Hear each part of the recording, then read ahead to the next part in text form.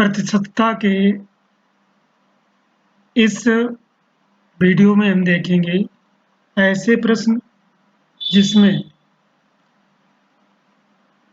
दो वस्तुएं एक ही विक्रय मूल्य पर बेची जाती हैं, एक पर जितना लाभ होता है उतनी ही दूसरे पर हानि होती है, तो उसे कुल मिलाकर कितनी लाभ होगा या हानि होगी, कितने परसेंट की लाभ होगा या कितने परसेंट का हानि होगी, ये हम देखेंगे। पहले हम पहचान लेते हैं कि किस किस प्रकार के प्रश्न हो सकते हैं और हम उन प्रश्नों को हल करने के लिए किस किस प्रकार के फार्मूले प्रयोग कर सकते हैं।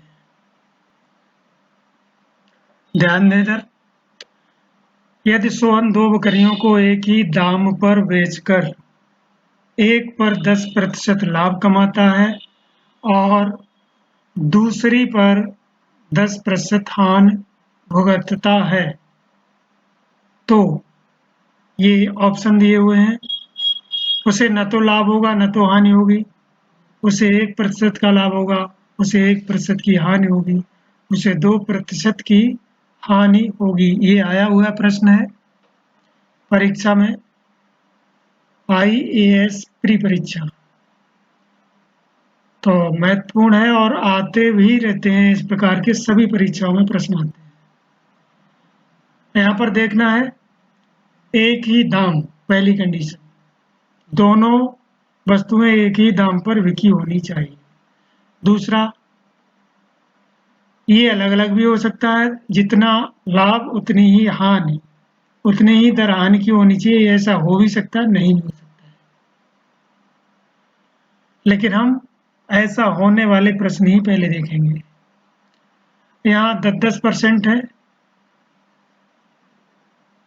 तो हम क्या करेंगे, ये हमारा फार्मूला है, हानि का प्रतिशत, लाभ तो होता ही नहीं है, केवल हानि ही होती है ऐसे प्रश्नों में। तो r²/100, चूंकि ये बराबर हैं इसलिए, तो r का मान 10 है, तो जो हानि होगी वो होनी चाहिए हमारा 10 का वर्ग बटे 100, कुल मिलाकर के 100/100, यानी 1% की हानि होगी। जनरली लोग कह देते हैं कि 1% की हानि ही होगी, लेकिन ये तब होगा जब 10% हानि और लाभ हो रहे होंगे। लेकिन अगर अलग हो रहा है तो फिर क्या होगा, जैसे ये प्रश्न है हमारा, एक व्यापारी एक ही कीमत पर 2 टीवी बेचता है,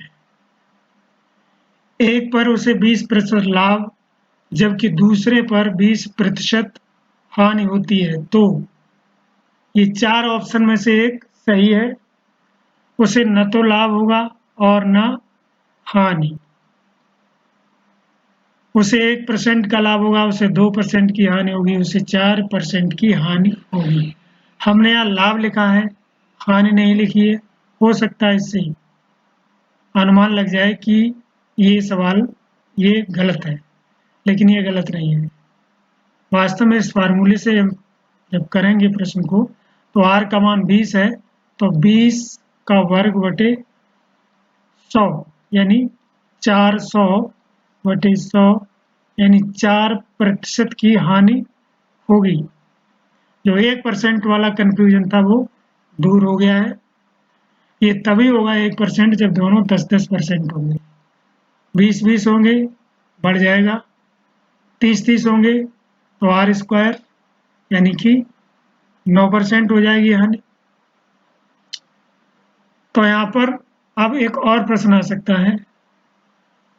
देखिए यहाँ टीवी दोनों समान कीमत पर ही बिकती हैं, लेकिन लाभ और हानि बराबर होते हुए भी 10-10% न होकर के अलग अलग हैं। अगर ये भी दोनों अलग अलग हों तो फिर प्रश्न कैसा होगा, तो फिर कुछ इस तरीके का प्रश्न होगा। एक व्यापारी एक ही कीमत पर 2 टीवी बेचता है, एक पर उसे 20% लाभ और जबकि दूसरे पर 10% हानि होती है। तो इन 4 ऑप्शन में से क्या सही होगा ये देखेंगे। हानि का प्रतिशत,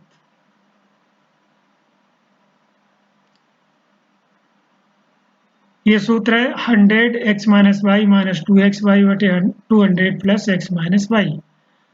यहाँ x का मतलब है 20 और y का मतलब है 10, तो x माइनस वाई का मतलब हो गया 10। यानी हम अगर लगाएं तो ये हो जाएगा 100 गुणा 10 माइनस 2 गुणा x का मतलब 20, ये 10 बटे 200 प्लस 10, कुल मिलाकर के 1000 माइनस 200 दूनी 400 यानी 600 बटे 210, कुल मिलाकर के 60 बटे 21, 3 बीसीएम 60, 3 सत्ते 21, कुल मिलाकर के ये 20/7% हानि आएगी। और इसमें से कोई भी प्रश्न उत्तर सही नहीं है, यानी ये सही है। तो कहने का मतलब ये है, 3 तरीके के हमने प्रश्न देखे। पहला,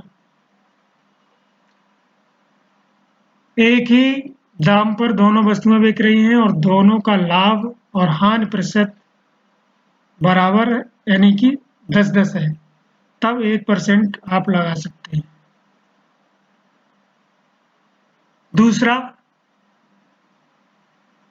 हानि और लाभ है तो बराबर लेकिन 10-10% नहीं है, तब ये कंडीशन होगी, इसमें टीवी समान मूल्य पर ही बिक रहे हैं, दोनों वस्तुएं समान मूल्य पर ही बिक रही हैं।